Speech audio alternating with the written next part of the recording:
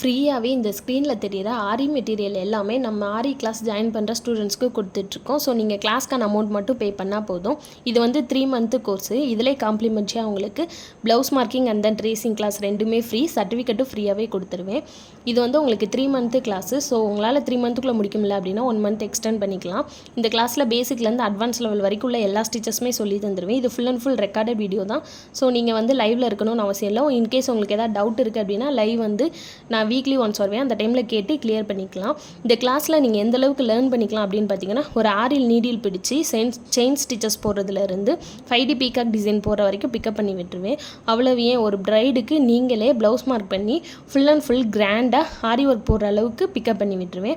எனக்கு ஆரி ஒர்க்கில் தெரிஞ்ச டிப்ஸ் அண்ட் ட்ரிக்ஸ் எல்லாமே சொல்லி தந்துடுவேன்.